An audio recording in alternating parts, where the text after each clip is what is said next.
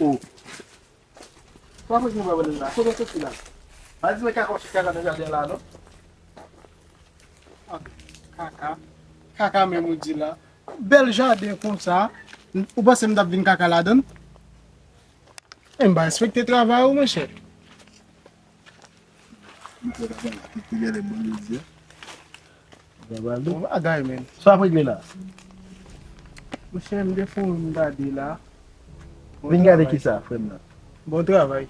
A ti Joe, apje, e koto le jardin ou babam la, li di mge plize fwa gen moun ki vin nan machet yo, vin vol le rejim banan. Non, pa ge baye kon sa. Pa ge baye kon sa.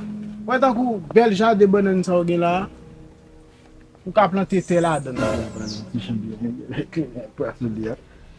Sam ka plante la din nan? Bel jardin sa, ou ka plante te la don. Plante ki sa? Plante te la don. Ou plante te ki so yu plante? Ou ka plante te nan banan yo. Ou ka plante. Mwa goun bel rekot may. Ki kote?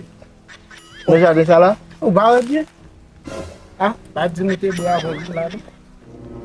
Ene vou moun. Non, ou ba wè. Ou a ze plante te la den?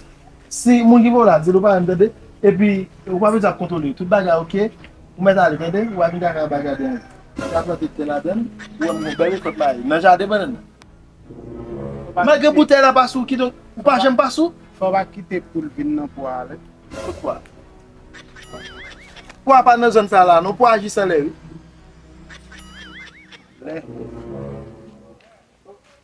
Je te joue mal. Je te joue mal. Blis kwe out pa ka bo. Sap gen pa ka di la. Ya ti sante di kon sa. Mwen sot la ti boni. Peyizan bie se te ma plante. E ga gon bel jardin mwen kon sa. Di pa ka plante te la di. Kwen nan ga fin bouè. Di fin bouè kle nan soare. Nan deme matin evi la fin bo pou. E pi yo ba ka bo do joun. Ou bel jardin mwen.